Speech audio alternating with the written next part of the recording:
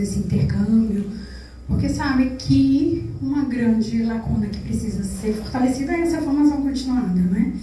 E ver esses eventos, poder participar, é sempre uma grande alegria para a gente da CGU.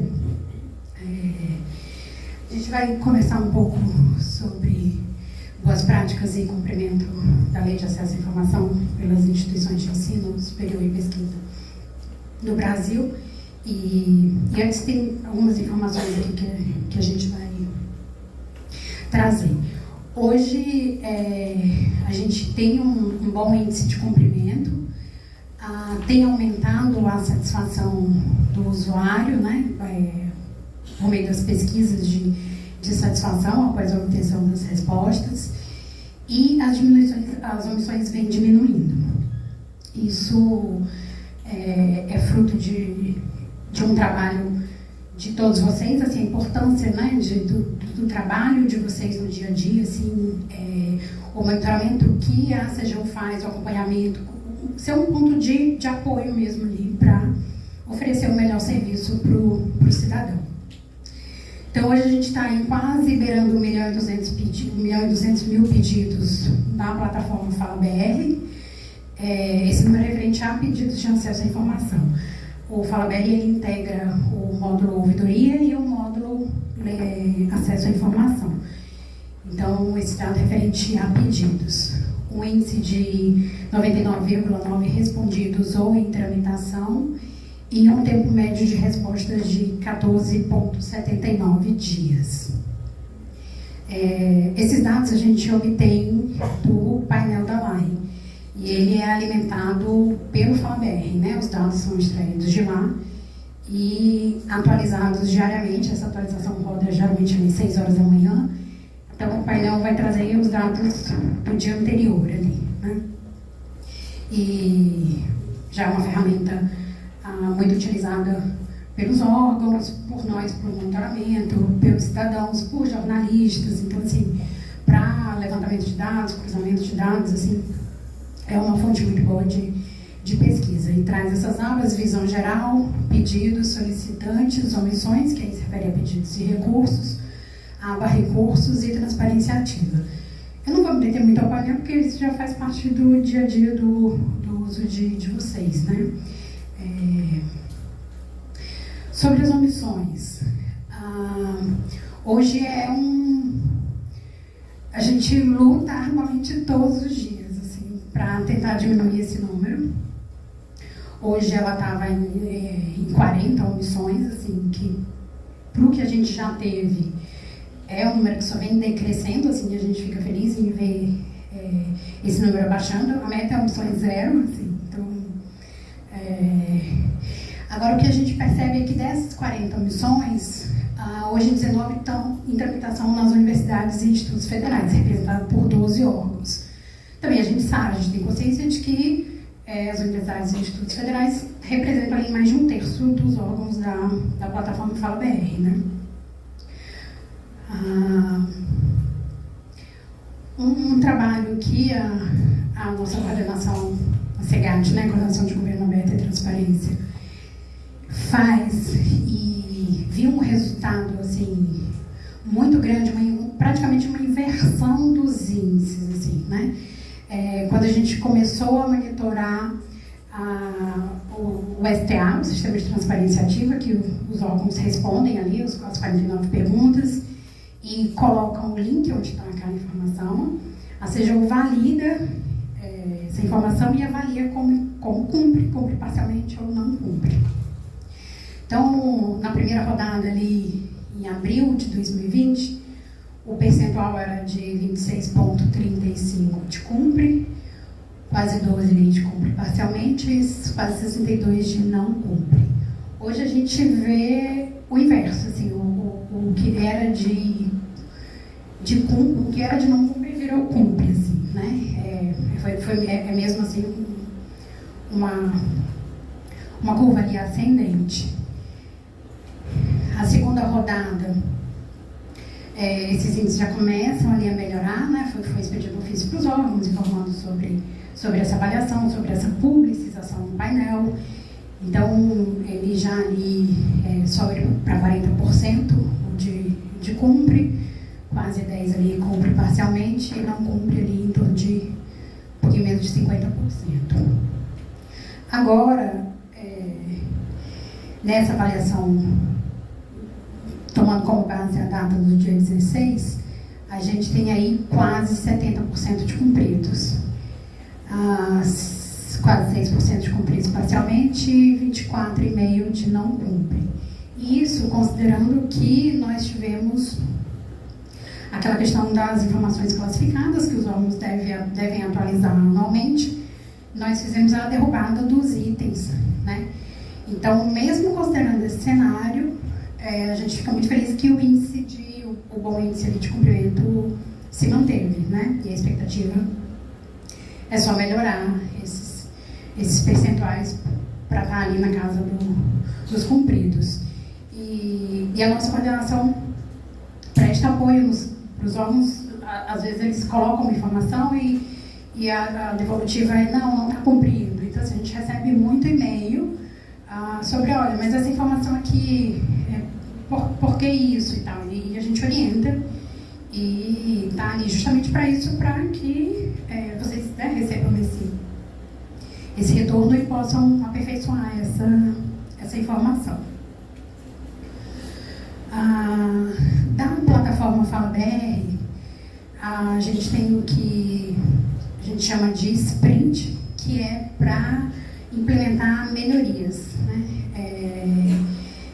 A nossa última, referente ao módulo do acesso à informação, a gente percebeu que os dados, em muitos casos, a indicação da autoridade de monitoramento da LAI não estava aderente ao comando da lei da subordinação ao dirigente máximo do órgão. Então, nessas melhorias, a gente incluiu novos campos, que os dados da autoridade da lei já existiam, mas a gente colocou novos campos e um checkbox que é preciso um servidor com perfil gestor assinalar declarando que aquela autoridade está diretamente subordinada ao dirigente máximo do órgão. Então, por isso, quando não tem ainda o preenchimento dessas informações pelo órgão, aparece esse alerta, né? Um em cima é um informe sobre o cumprimento das informações classificadas e desclassificadas, que deve cair até o final do ano agora, e sobre o alerta que esses dados ainda não estão preenchidos.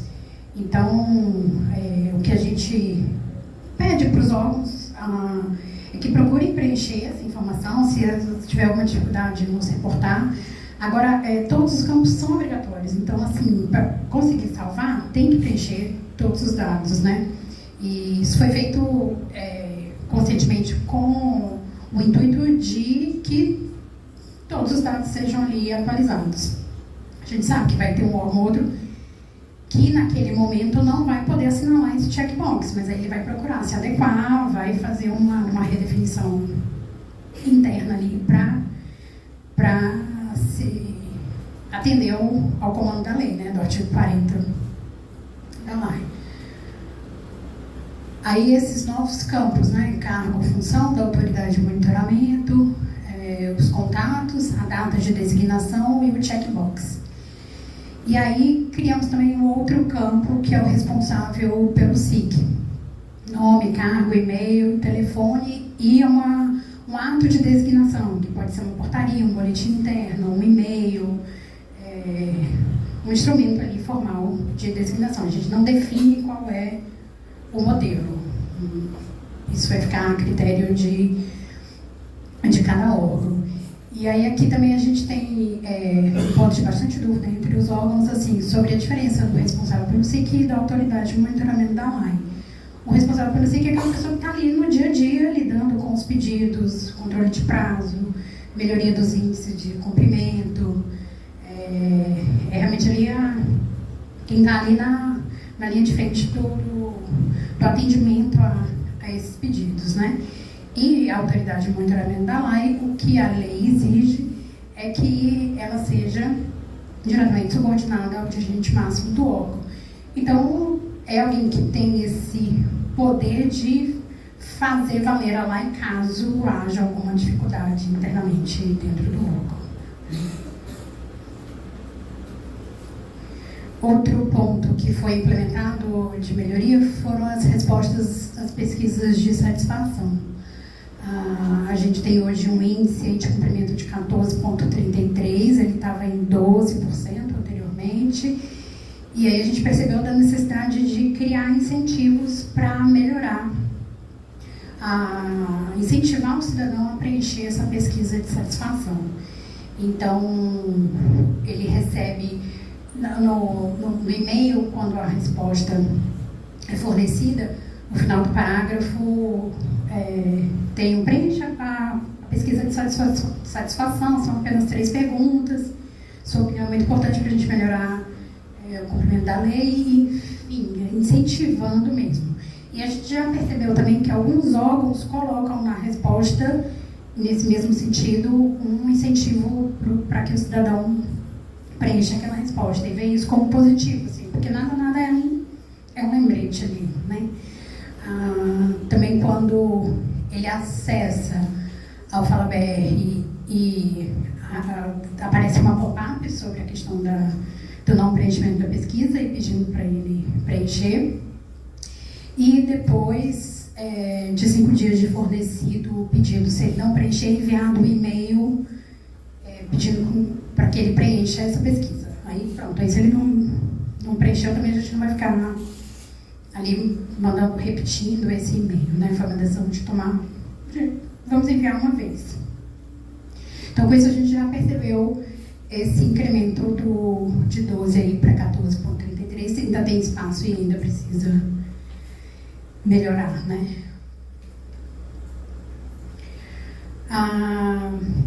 Um instrumento uma ferramenta que a gente tem no site da LAI é a busca de decisões da CGU e da CMRI. Eles são precedentes de julgados, né, dessas 2 instâncias. Eles servem como um balizador assim, para boas respostas, para entender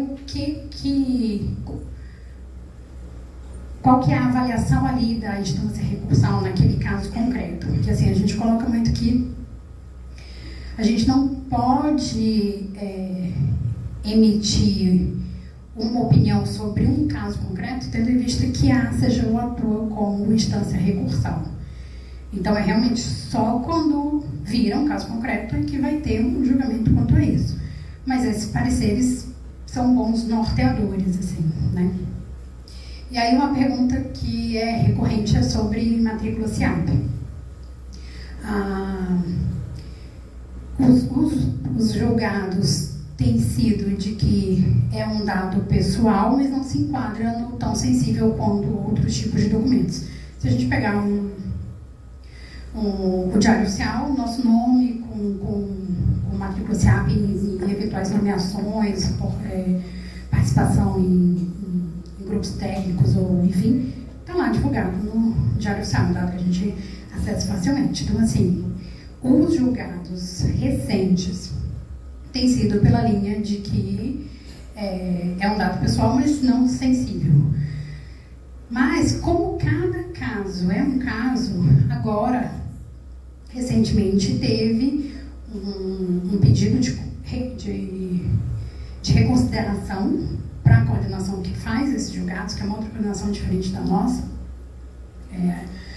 E aí eles reavaliaram, porque no caso era para conceder a matrícula SIAP em larga escala, como se fosse um banco de dados.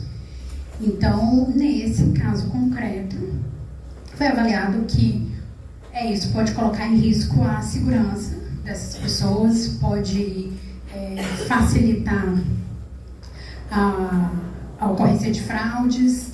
Então, nesse caso concreto, a CGU, o posicionamento foi fornecer uma matrícula SIAP, mas descaracterizada. Então, assim, é sempre o caso com as particularidades, com as nuances, o que está ali é que vai definir qual vai ser o posicionamento, né? Esse recente foi o caso do Comaer, lá em Brasília, foi esse ano. A busca de pedidos e respostas também é outra fonte de consulta, sim, com relação aos pedidos e as respectivas respostas, né? A gente pode acessar a busca textualmente, fazendo a busca pelo assunto, por palavras-chave, ou usando a pesquisa avançada e colocando os comandos de a frase exata, ou conter todas as palavras, ou não conter tais palavras. E aqui vão estar publicados todos os pedidos que, naquela hora de fornecer a resposta, aquela pergunta, existe restrição de conteúdo, sim ou não, é essa pergunta que vai determinar se ele vai vir para essa base de dados ou não. E aí, nesse ponto, a gente ressalta que essa avaliação ela deve ser feita com relação ao pedido, com relação à resposta e aos arquivos. Porque muitas vezes a gente se detém na resposta, na nossa resposta. Mas o cidadão não é incomum ele colocar eu, Maria Auxiliadora, número de matrícula tal, CPF tal, telefone tal. Ele coloca dados pessoais no próprio pedido, assim. Então esse olhar precisa ser para a resposta do órgão, para o conteúdo do pedido e para o conteúdo dos anexos, caso tenha, né?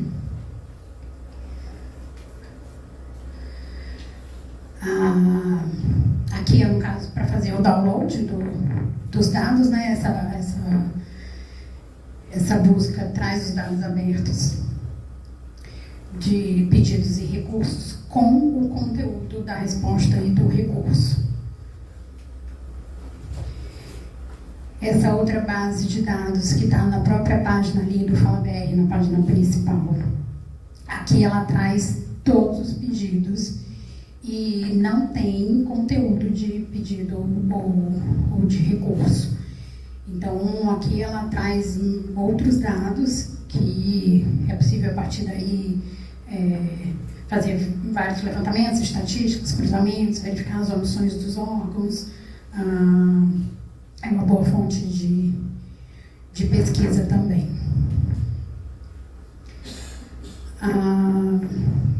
Como boas práticas, né? No ano passado foi feita uma pesquisa com vocês e que depois tem um planejamento de apresentar isso virtualmente. A gente estava aguardando a finalização do defeso, que a gente não estava podendo divulgar, né? Ou fazer eventos, assim, sem correr o risco de ter identificado alguma questão institucional de propaganda. Enfim, a gente optou por não realizar nesse período. Agora, com o fim do defesa, a gente já consegue retomar. Então, tem a expectativa de apresentar esses resultados dessa pesquisa numa reunião virtual, assim, para vocês. Mas o que a gente consegue indicar aqui como boas práticas, além daquelas já sabidas, assim, né, de uma linguagem clara, acessível, sigla, sempre explicar o significado da sigla,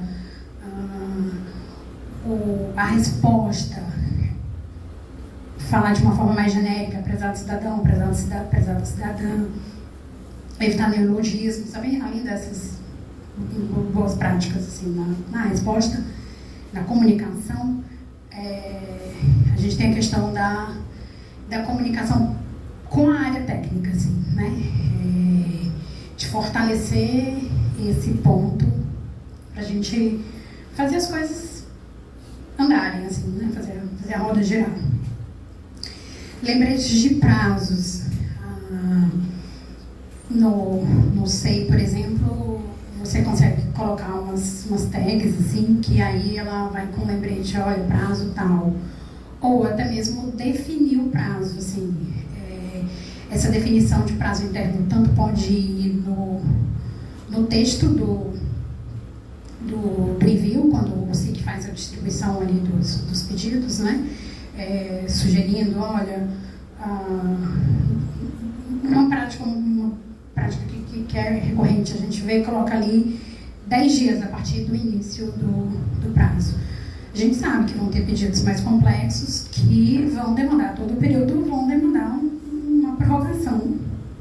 E tá tudo bem, assim, mas no momento que a área coloca ali uma sugestão de prazo e que as áreas técnicas ali procuram atender, isso já retorna mais rápido e chega mais rápido para o cidadão, reduzindo, assim, o tempo médio de resposta, né? Outro ponto é a priorização de informações em transparência ativa, assuntos muito demandados, assuntos recorrentes, já colocar em transparência ativa, porque facilita para o órgão, facilita para o cidadão, diminui o trabalho do órgão e, eventualmente, pedidos que cheguem sobre isso, ele pode indicar o caminho onde aquela informação se encontra publicada. Controle de prazos pelo SEI ou sistema interno que o órgão utiliza, assim, tem no SEI, no caso, tem uma opção de você enviar o processo e já definir que data que ele deve voltar. Então, assim, a área, se passar daquela data, a área fica recebendo um alerta no sistema dizendo, olha, o prazo de retorno foi tal. Então, assim, é uma prática que ajuda também nesse cumprimento do prazo e diminuição ali do prazo de atendimento. E o apoio hierárquico que a gente sabe, assim, da importância de ter para desenvolver ali um bom trabalho e entregar um bom serviço ao cidadão, né? Um serviço de qualidade. Aí aqui a gente vai trazer algumas iniciativas que são exemplos, mas que não se encerra aqui. Caso alguém tenha algum relato e deseje nos enviar, assim, a gente vai ficar, né, vai passar a compor esse banco de boas práticas também, assim. Então, assim, é só entrar em contato com a gente pelos e-mails ali de suporte, que acho que vocês já devem utilizar habitualmente, eles são referenciados no final também. Mas, assim, aqui são só 5 exemplos do que a gente tomou conhecimento, que são boas práticas, né, desenvolvidas ali pelas universidades ou institutos federais. Aqui, no caso da FURG, eles criaram uma Secretaria de Integridade, Transparência e Controle Social, que abarcou os seguintes serviços: transparência ativa e passiva, plano de dados abertos, regulamentação do SIC, designando os pontos focais da LAI e os prazos internos, e uma atualização permanente da página da Lei de Acesso à Informação. Porque isso, a gente sabe que acaba que é conteúdo para o cidadão também. Ali, a nossa página da LAI também, ela é bastante consumida ali. O painel LAI é o painel mais acessado da CGU, e a nossa página da LAI também, ela é bastante utilizada, assim, como fonte de informação. Um segundo exemplo é do Instituto Federal de Educação, Ciência e Tecnologia Catarinense. Criou um grupo de trabalho parceiros da ouvidoria, composto por 2 servidores de cada campo e pró-reitorias. O grupo atua como braços da ouvidoria e do SIC, auxilia na implantação e no acompanhamento das ações da LAI e dá suporte aos gestores sobre transparência ativa, linguagem cidadã, respostas e prazo. Os integrantes recebem treinamentos internos constantes. Eles estavam finalizando uma elaboração de um documento mesmo, normalizando essa questão, né? O terceiro exemplo, a Universidade Federal Rural de Pernambuco. Eles elaboraram uma cartilha de procedimentos internos para a aplicação da LAI, apresentam aos servidores as regras definidas pela LAI, definem os procedimentos, as atribuições e prazos internos, além dos riscos decorrentes de eventuais atrasos. Iniciaram um novo método de acompanhamento e controle dos pedidos e prazos, com impacto na redução das omissões e aumento da satisfação do usuário. Um quarto exemplo, a Universidade Federal de São Paulo, Unifesp. Ao fim do ofício de encaminhamento dos pedidos, eles enviam um guia de boas práticas da LAI, baseado nas dúvidas mais frequentes dos servidores da universidade. E aí abarca desde transparência ativa, as negativas de acesso, o tratamento adicional de dados, os pedidos desproporcionais ou desarrazoados, pedidos considerados consultas, linguagem cidadã, as súmulas da CMRI, enfim, todos esses pontos. E também eles possuem um escritório de dados estratégicos institucionais, denominado eDados, que facilita a obtenção de dados para o usuário externo e interno. Então, sempre que possível, o SIC tenta responder as demandas com base nesses dados publicados em transparência ativa, ou incentiva que passem a ser publicados caso ainda não estejam. Aqui o quinto exemplo, a Universidade Federal Rural do Semiárido. Eles encaminham ao setor responsável pela resposta ao pedido instruções para a resposta, denominado Guia de Orientações e Procedimentos para os respondentes dos pedidos de acesso e material informativo sobre a LAI. Destacam também o prazo máximo para atendimento da solicitação e sempre alerta ao setor quando o prazo está próximo de vencer. Então, assim, a gente vê que é recorrente essa questão de treinamento, de lembretes, de acompanhamento, para ter essas respostas e ali o cidadão bem atendido. A gente trouxe aqui também alguns destaques positivos no tempo médio de resposta. Ali do governo está na fase ali de 14,79, a gente vê alguns exemplos aqui, como do Instituto Federal de Educação, Ciência e Tecnologia Catarinense, um tempo médio de resposta de 7,22 dias.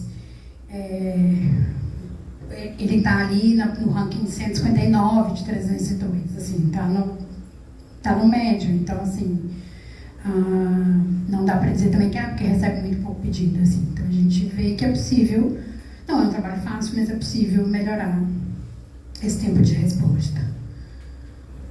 A Universidade Federal do Cariri, também com um tempo médio de resposta de 7,94 dias.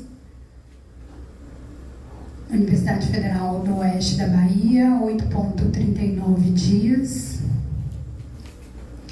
E a Universidade Federal da Fronteira do Sul, 8,81 dias. Tem outros exemplos também, assim, com esse número abaixo ali do que é a média, um dado muito bom, assim. E aí esses dados podem ser constados no painel LAI. Né? Bom, como desafios, a gente coloca a redução das omissões, que é um trabalho constante, assim, ele tem dias que elas estão num número menor, de repente sobe muito e a gente, o que aconteceu, assim, né? Então essa redução das omissões para a gente é um ponto muito importante, assim, de ser enfrentado e a gente tá lá como apoio para vocês querendo chegar nesse objetivo em comum. O cadastramento de novas universidades que ainda estão fora do FAO-BR, casos de algum desmembramento, alguma instituição nova, a gente já cadastrou algumas, mas sabe que tem algumas ainda fora que precisam entrar e passarem a ser acessíveis para o cidadão por meio do FAO-BR, né? A importância da atuação integrada dos agentes responsáveis pela operacionalização da lei, a necessidade de formação continuada, que isso que é um belo exemplo, assim, desse ponto, assim, né, de ter essas formações, de fortalecer esses vínculos, conhecer as pessoas, saber quem que a gente pode pedir ajuda. Esse próprio grupo de WhatsApp de vocês também, assim, deve funcionar muito bem para desse intercâmbio de informações, uma ajuda mútua. Então, é um ponto bastante positivo. Possivelmente, ano que vem, a gente deva retomar a RedeSIC, né, que a gente acabou não realizando esse período agora por conta da pandemia, mas está já no nosso planejamento realizar no ano que vem. E aí também é um outro evento muito bom para essa, né, troca de experiências. E é diferente quando você conhece as carinhas assim, dá um outro ar, assim, né? Fortalece. Outro ponto, a necessidade de formalização dos fluxos internos. E aí, tendo regulamentos mesmo, assim, né? Os órgãos que têm isso implementado, assim, tem esse fluxo interno bem definido e formalizado, isso facilita o trabalho, assim, né? Então, e por fim, a mudança de cultura em relação aos dados abertos, assim, né? A gente tem isso mais incentivado e verificar que bases podem, daquele órgão, daquela instituição, que bases podem ser abertas e colocadas ali para acesso pela sociedade. Aí aqui estão os nossos contatos, o e-mail falabr.lai@cgu.gov.br e o e-mail acesso_informação, sem o cedilha e sem o tio, @cgu.gov.br. A gente atende nos dois, assim, os dois e-mails. Tecnicamente, o da LAI seria para questões mais conceituais, da lei, enfim, do FalaBR, suporte ao sistema. Mas, assim, na prática, a gente atende nos dois e mandando para um, vai ser respondido. A gente procura responder com celeridade esses e-mails, assim. Às vezes, quando demora mais um pouquinho, porque é alguma questão que a gente tem que discutir entre a equipe, tem que nivelar ali para chegar num consenso. Mas, geralmente, as respostas da Caixa, assim, a grande maioria saem no mesmo dia ou no dia seguinte, assim, né? É uma coisa que a gente procura primar por esse atendimento rápido, assim, porque ajuda, auxilia vocês e a gente também, assim, no monitoramento, né? Então, queria agradecer, muito obrigada e, mais uma vez, parabenizar o trabalho de vocês, assim, é muito importante para a sociedade, para a gente, e eu me coloco à disposição para tirar dúvidas e também no pós, assim, necessidade de contato, de e-mail, enfim, a gente está à disposição.